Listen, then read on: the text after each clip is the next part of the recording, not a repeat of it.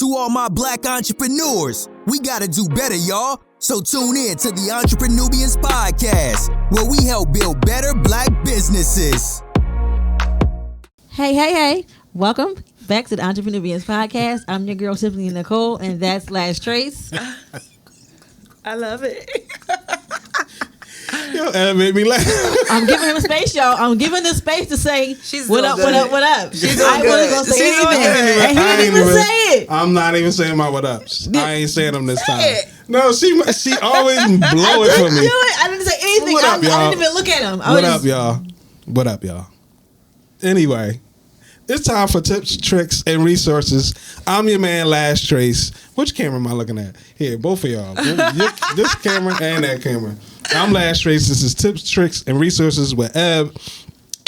Tell us some tips that you use in your businesses, some resources and some tricks. And the opposite, if you can. What would the opposite be?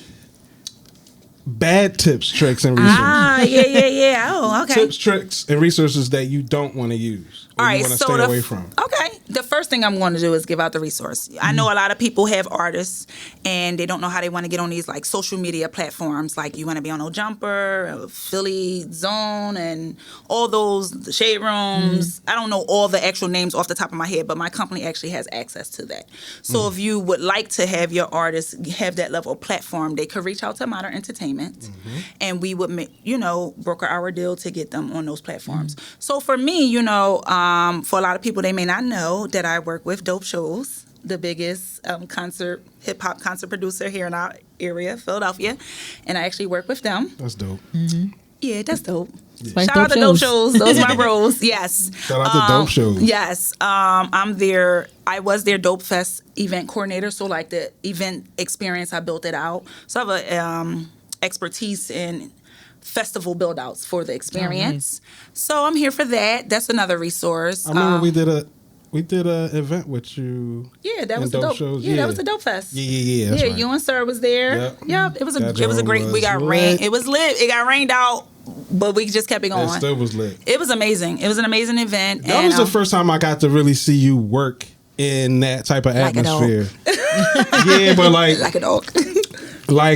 No, you was all the way in charge. Yes. You was running everything, calling the shots. People was coming up to you. I'm like, damn, look at him. Okay. Yeah. I mean, because that's what, as the event curator, that's what you do. It takes so much time to plan. You want to make sure every piece is flowing because when I build out an event, I'm looking at it as a consumer, like coming from always going to every single concert, throwing parties, throwing concerts, I know what consumers are looking for, like what's engaging for the consumer. Like, of course, we're going there for the artist, but when you got to think you're at a festival 12 hours, like sometimes the between time could be a drag. So it's like making sure everybody have a good time. Right. And the weather was very inclement, so I had to kind of like pivot a whole lot. So I created like a party under the tent at the top, which originally didn't start that way, but it was just so people could still have a good time, and then the people that was at the stage for the artists, So it does take a lot of moving pieces and to be very organized and to really be in charge and like kind of stay focused. It was a very, very long day. I think I walked up and down the man steps at least 100 times. I changed my shoes 4 times, so it's just like, but I wouldn't trade that experience for anything else because it helped like get me to where I am today, looking forward to building on more festivals, That's got to be a great learning experience. Oh. With each festival, you must learn. Yes, absolutely. A lot. Yes, absolutely. And just... as in charge as you are. And just building out events. I'm sure. It is. Absolutely, because I'm going to tell you why. Everything we see now here in our metropolitan area is old. Okay. So I go to a lot of conferences and see what the next big thing is. So like the next festival I build out, you'll be wowed. Right. So I just went to an event Friday night. It was a sponsored event by I think Jack Daniels and Hennessy. It was at Cherry Street Pier. It was amazing. It was like arts, beats, and lyrics. But it was amazing artwork there. Damn. It was an amazing event. But I just look at like. Yeah, we didn't get the memo. We didn't get the memo. It's okay. We need to make it to the It next was Yeah. so many things going on Friday. Like Jasmine Sullivan was in town. Yeah, it was a lot going on. It was a lot going on. It was Yeah. a beautiful day. But a lot of places I go is actually not for the actual artist experience. It's for the aesthetic. Okay. So I could see where we going in the future as far as what's engaging the consumer. Right. So I was watching like what the people were doing, what they're doing at the art installations, what they're doing in the line with the getting the drinks, and how they're interacting with the DJ. Because the next festival I have to build out, or concert, or event, or wedding, or corporate event.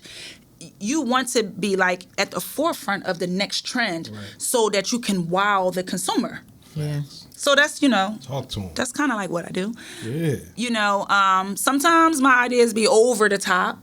One thing I found, like a bad trick, is a lot of people want Ace of Spade, but then they have like Welch's grape juice budget.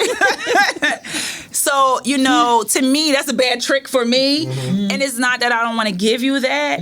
It's like, sometimes we got to get our vision aligned with our pockets. Yes, exactly. Sure. Sometimes. All the time. Right. All the time. And that's like a bad deal, because I do want to offer every consumer like this over the top experience, but sometimes the budgets just don't be there. Right. Yeah. Even building out concerts, the budgets don't be there, because you got to think everything that's taken into account to get the concert off the ground, like the security, the venue, the artists, everything. It's so many things that just for you to go see a person, you'd be like, wow, the consumer doesn't think about that. It's just like, I bought my ticket. That's it. Yeah. But behind the scenes is everything down to like the seating and how they interact on the stage, the lighting, all those things. So, like those are some resources.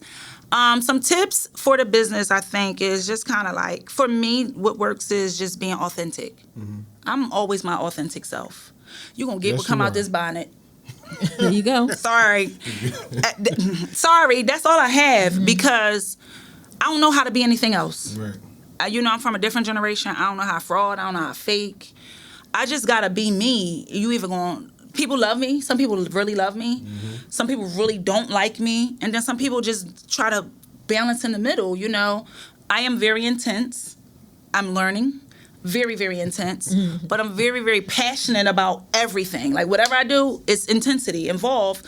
But that's how you produce results, and great results, and you get success out of it because of the intensity. Right. But when it's all said and done, it's like, yes, we love you. And those are the moments that I look for. Yeah, exactly. I just think in this business, you really have to be your authentic self. You have to really pay attention to the company you keep, because, we're still guilty by association.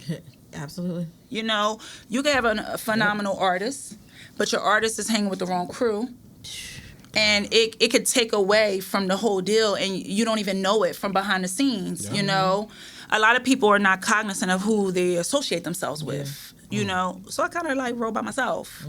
I'm not saying that's the best way, but a lot of people don't operate that way. Right. But I know when you're trying to grow in a business, you got to be cognizant of who you have around. And to me, that's like one of the most important tips, is just being authentic, understanding who you're around, and have some working knowledge of what it is you want to do.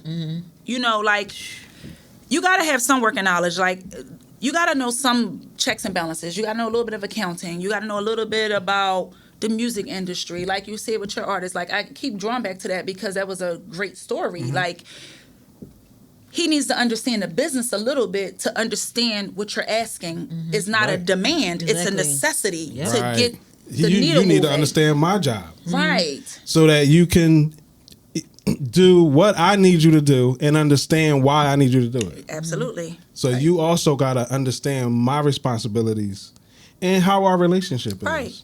You know what I mean? Because ultimately, as your manager, I work for you. You employ me to manage your career. Right. Now, I'm telling you what I need you to do to help me manage your career, and you telling me no.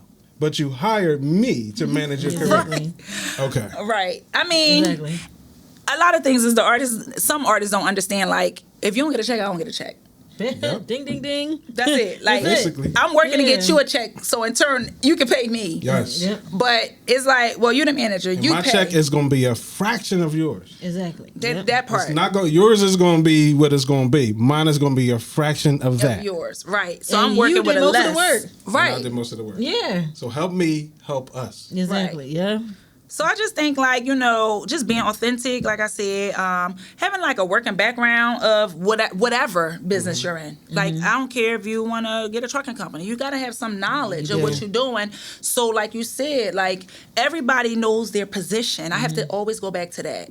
Like, I just recently learned that over the weekend. Like, when you plan your real position, then it's going to work.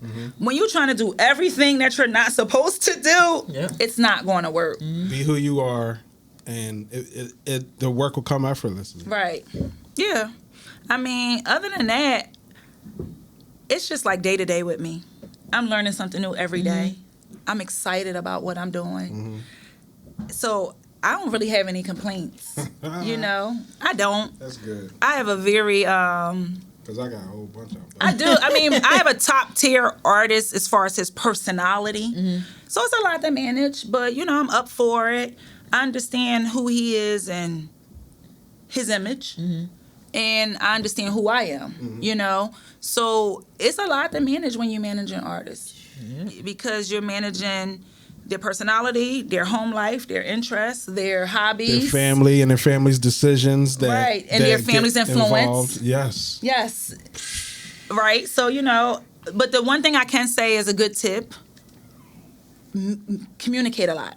Yes. If you have open like dialogues and good communication, like myself and my artists, we meet up once a week, and we don't have like a time limit on our meetings, so that we could just have time to just talk and brainstorm and dump some ideas and revisit. Those things are the most important. Like, if you're communicating, then you can kind of like navigate through anything. And we have hiccups, but we kind of like communicate through the hiccups as well. So like, communication is key across the board in any relationship, especially in a working relationship. Facts. Yeah. Facts. Thank you, Eb. Yeah, right. She just dropped all kinds of stuff. Dang. All right. Well, cut. Jeez, I don't even know what to say. We about to get on to this next segment. We're gonna talk about a book that changed the way you do business and how you think about business. So until then, we're out of here. Deuces.